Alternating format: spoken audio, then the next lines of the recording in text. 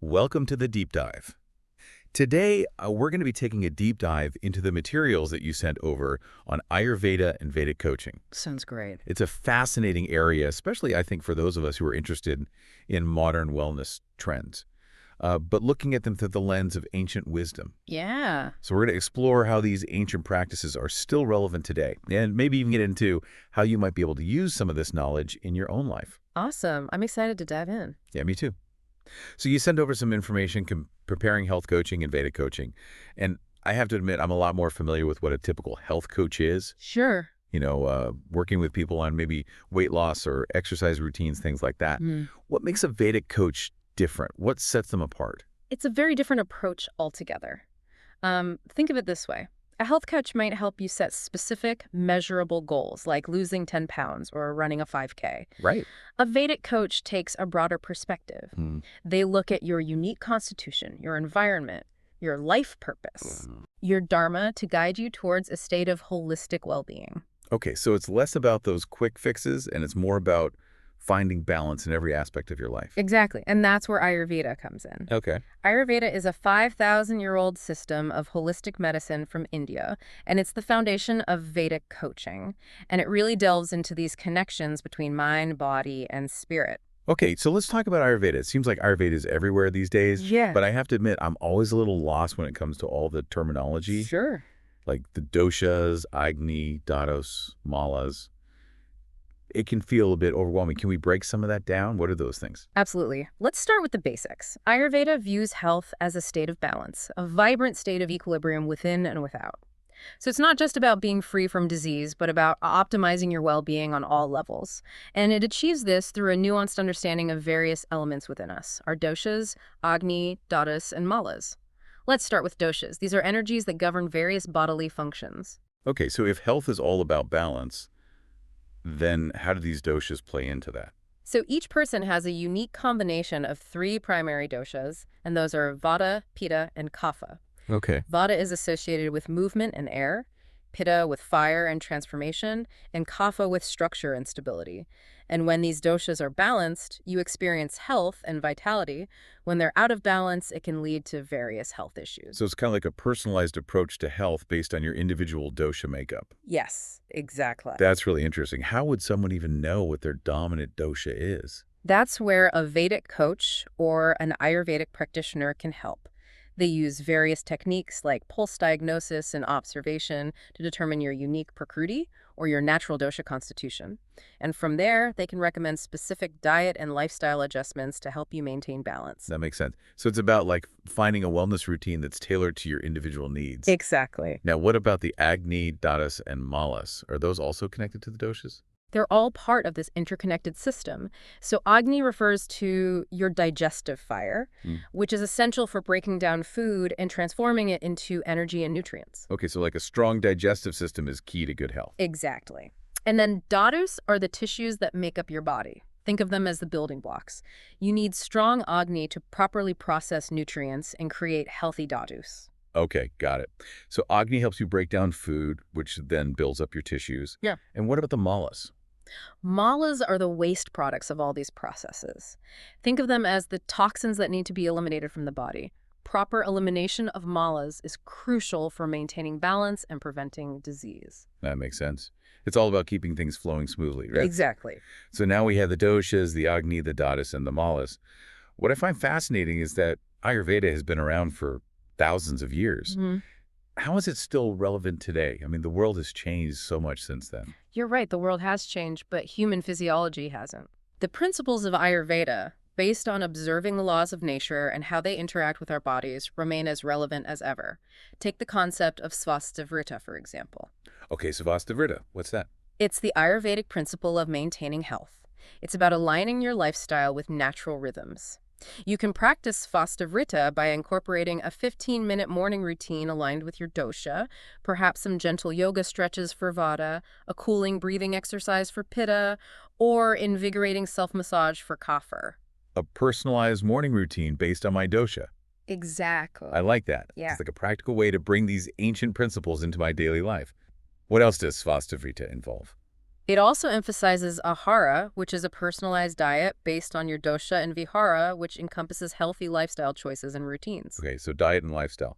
That sounds a lot like what modern health coaches recommend too. Yes. What makes the Ayurvedic approach different?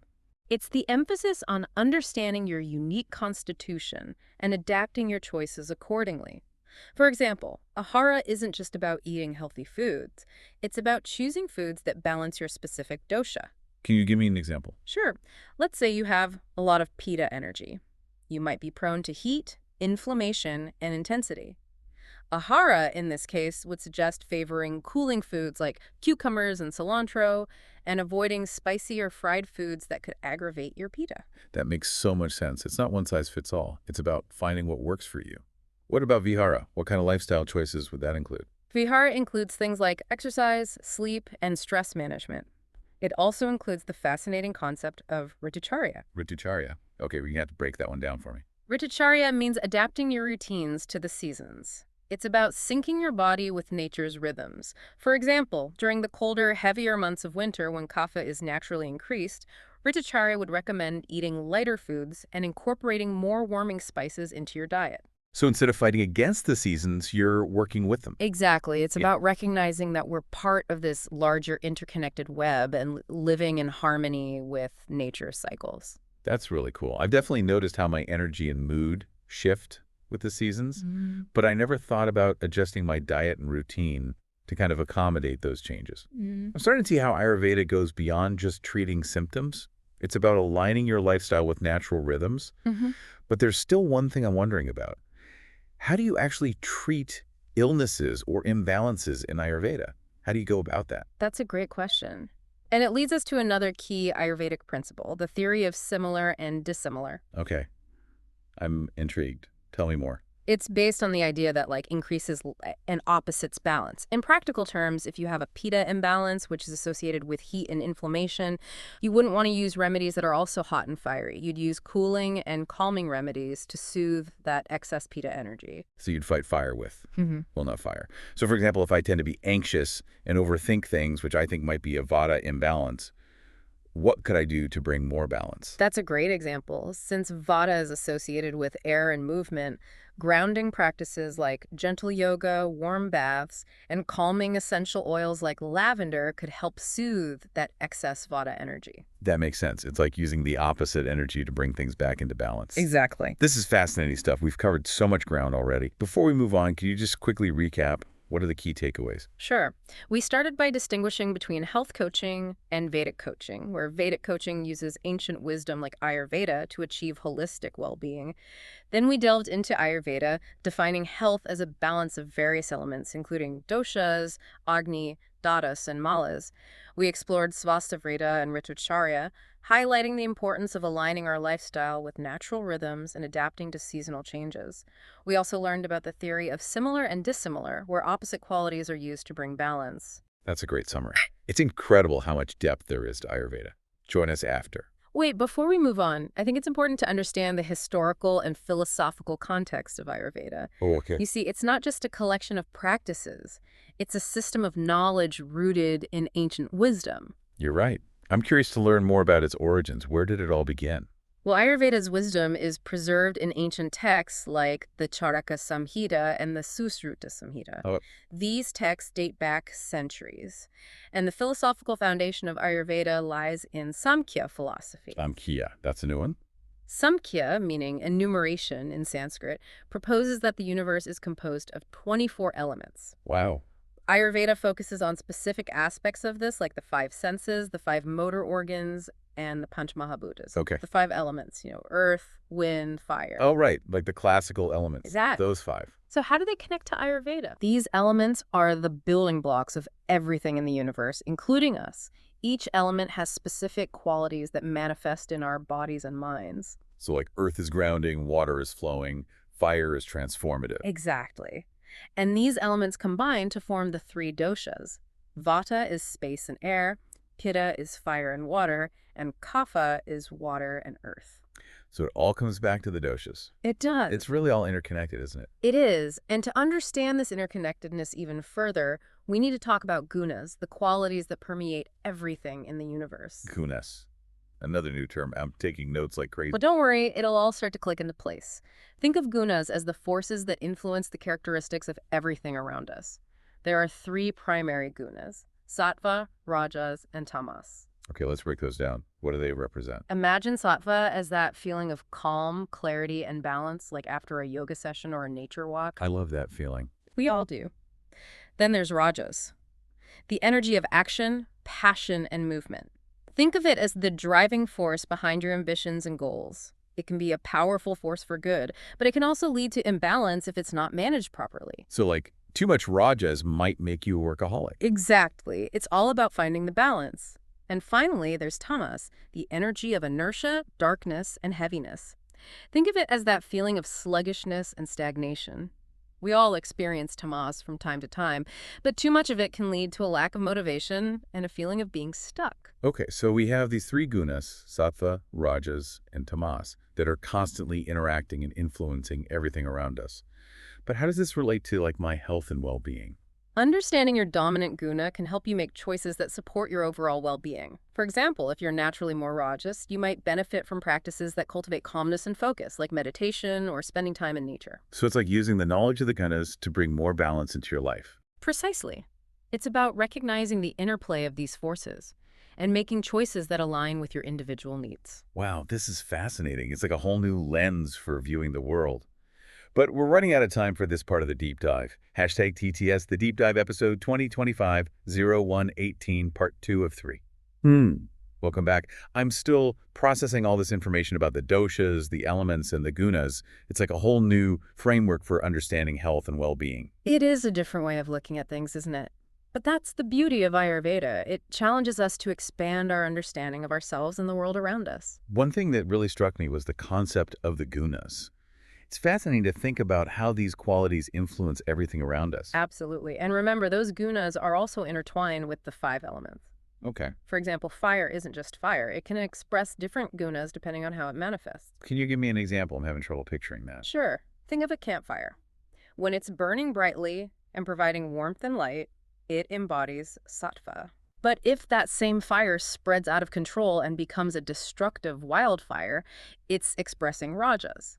And when the fire dies down to embers, it reflects tamas. Okay, that makes sense. So even something as basic as fire can have these different qualities depending on the context.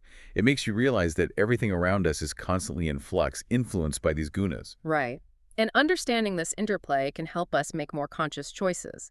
For example, if you're feeling overwhelmed and stressed, perhaps too much rajas, you might choose calming activities that cultivate sattva, like spending time in nature, meditating, or listening to soothing music. That's a great example. It's like having a whole new toolbox for managing your energy and emotions.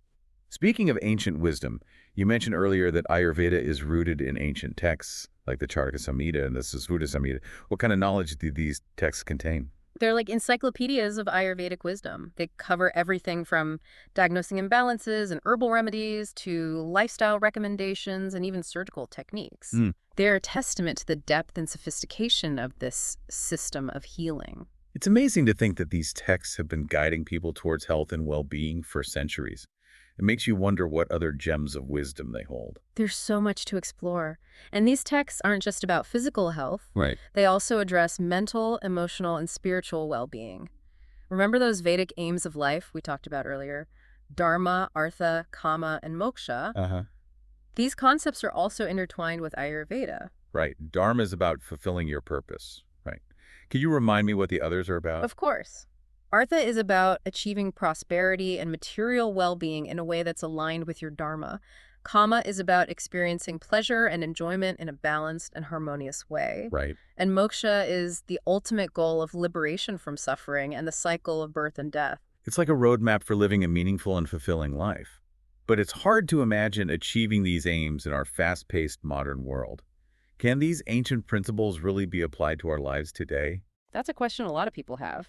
And while the world has definitely changed, human nature hasn't.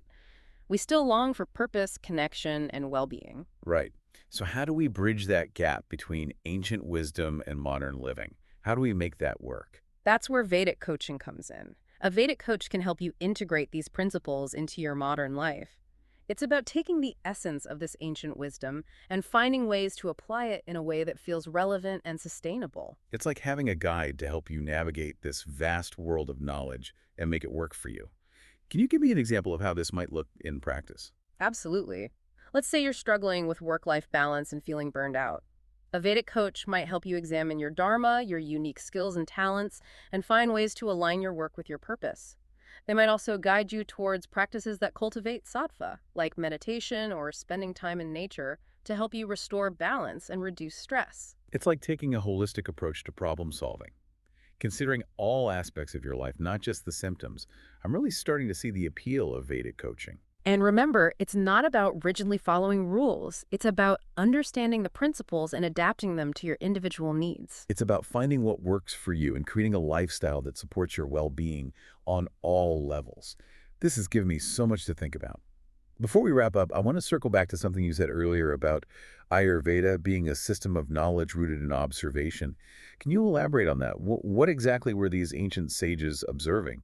They were observing the rhythms of nature and how they influence our lives. They noticed the cycles of the sun and moon, the changing seasons, and how these shifts affect our energy levels, moods, and even our susceptibility to illness. So it's about recognizing that we're part of a larger interconnected web and living in harmony with nature's cycles. Exactly.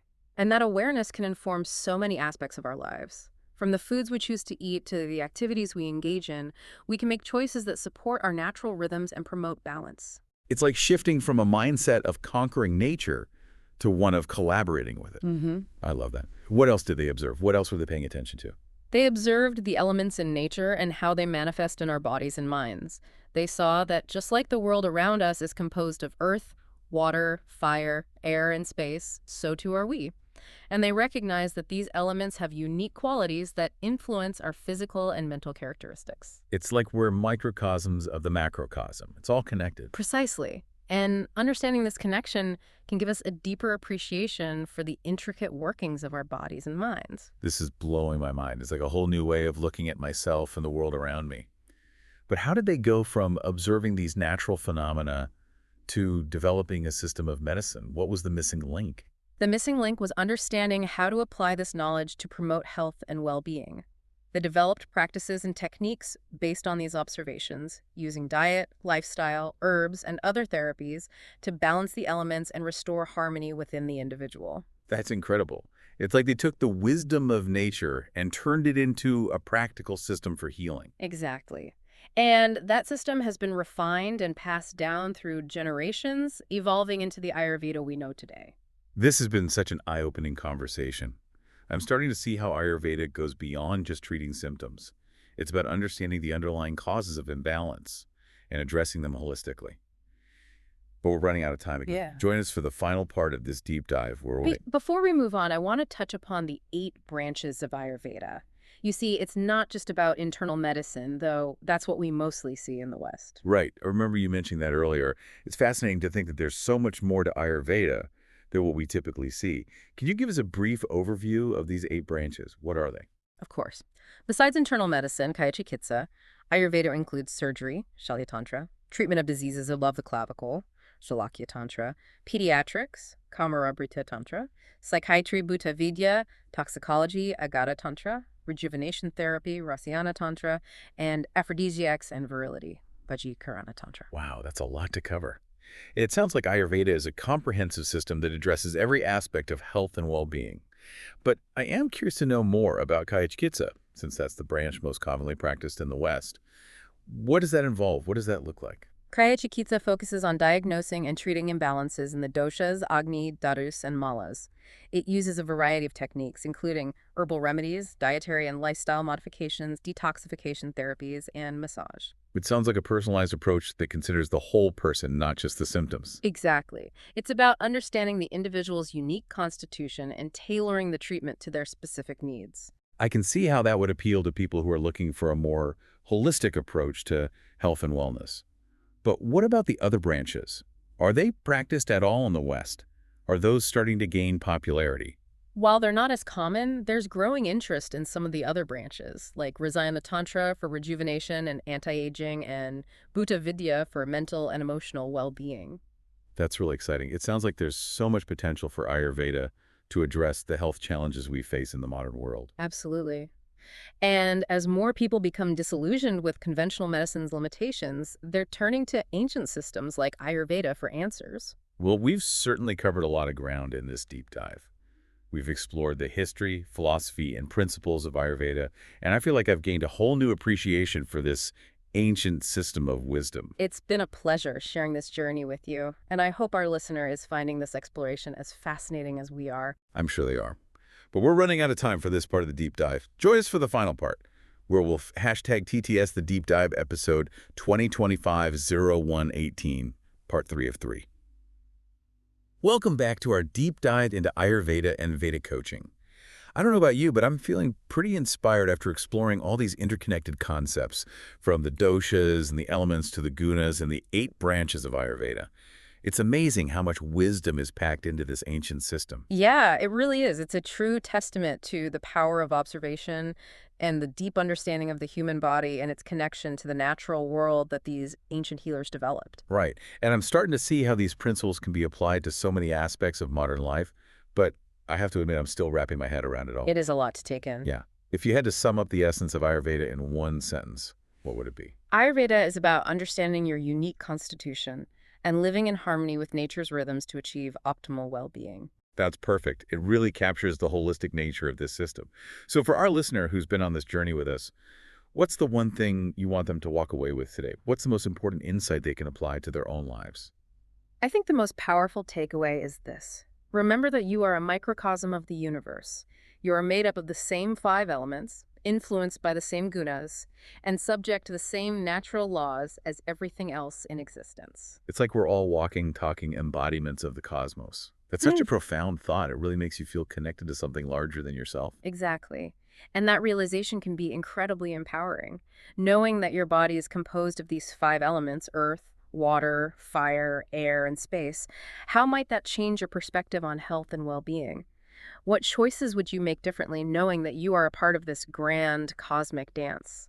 Those are great questions. I think it would make me more mindful of the choices I make, the foods I eat, the activities I engage in, the way I interact with the world around me. Absolutely, and that's the beauty of Ayurveda. It's not just a system of medicine, it's a way of life. It's about cultivating awareness, making conscious choices, and living in alignment with your true nature.